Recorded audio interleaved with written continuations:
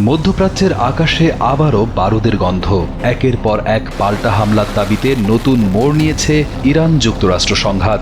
মাত্র কয়েকদিন আগেও ইরানের বিভিন্ন স্থাপনায় হামলা চালিয়ে শক্তির বার্তা দিয়েছিল ওয়াশিংটন। এবার সেই বার্তার জবাব দিতে যেন আরও আক্রমণাত্মক তেহরান। মিডল ইস্ট মনিটরের এক প্রতিবেদনে বলা হয়েছে, বাহরাইন থেকে জর্ডান পর্যন্ত উপসাগর জুড়ে থাকা একাধিক মার্কিন সামরিক স্থাপনাকে লক্ষ্য করে হামলার দাবি করেছে ইরানের Islamic revolutionary guard corps IRGC। তাদের দাবি, এবারের অভিযানে শুধু সামরিক ঘাঁটি নয়, যুক্তরাষ্ট্রের গুরুত্বপূর্ণ সামরিক অবকাঠামোকেও লক্ষ্যবস্তু করা হয়েছে।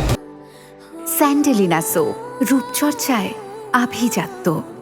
শুক্রবার প্রকাশিত এক বিবৃতিতে IRGC জানায়, ইরানের বিভিন্ন সেতুতে যুক্তরাষ্ট্রের সাম্প্রতিক বিমান হামলার জবাব হিসেবেই এই অভিযান পরিচালনা করা হয়েছে। IRGCর ভাষ্য, হামলায় বাহরাইনে থাকা যুক্তরাষ্ট্রের ড্রোন ভেসেল সংরক্ষণ কেন্দ্র ধ্বংস করা হয়েছে এবং সেখানে থাকা বহু ড্রোন আগুনে পুড়ে গেছে। একই সঙ্গে বাহরাইনের প্রধান কৃত্রিম বুদ্ধিমত্তা কেন্দ্র লক্ষ্যবস্তুতে পরিণত করা হয়েছে বলে দাবি করেছে তারা। ইরানের অভিযোগ, যুক্তরাষ্ট্র ইরানের ভেতরে হামলার লক্ষ্য নির্ধারণে এই কৃত্রিম বুদ্ধিমত্তা কেন্দ্র ব্যবহার করেছিল, তাই এটিকে সামরিক অভিযানের অন্যতম প্রধান লক্ষ্য হিসেবে বেছে নেওয়া হয়েছে।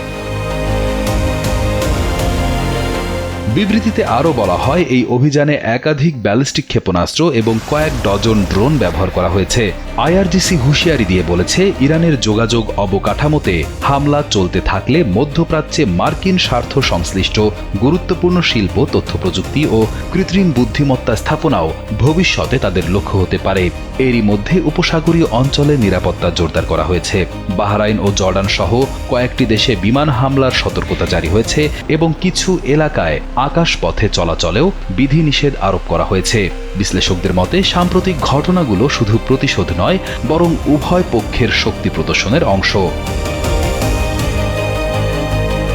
অন্যদিকে জর্ডানের আল আজরাক অর্থাৎ মুয়াফাক সালতি বিমান ঘাঁটিতেও হামলার দাবি করেছে IRGC। জানা গেছে, অত্যাধুনিক খাইবার শেখান ব্যালিস্টিক ক্ষেপণাস্ত্র এবং বিপুল সংখ্যক কামিকাজে ড্রোন ব্যবহার করে এই অভিযান চালানো হয়েছে। ইরানের দাবি, হামলায় মার্কিন F-18 যুদ্ধ বিমান, বিমান রাখার হ্যাঙ্গার, জ্বালানি সংরক্ষণাগার এবং কমান্ড অ্যান্ড কন্ট্রোল সেন্টার লক্ষ্যবস্তু হয়েছে। এদিকে বাহরাইনেও নতুন উত্তেজনা ছড়িয়েছে। শুক্রবার রাতে দেশ জুড়ে বিমান হামলার সতর্কতামূলক সাইরেন বেজে ওঠে। IRGCর দাবি, তারা যুক্তরাষ্ট্রের পঞ্চম নৌবহরকে লক্ষ্য করে হামলা চালিয়েছে এবং একটি MQ-9 ড্রোন ভূপাতিত করেছে।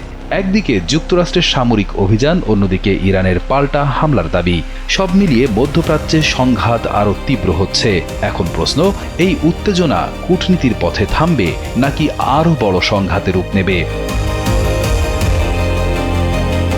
রিয়াদ হোসেন, কালবেলা।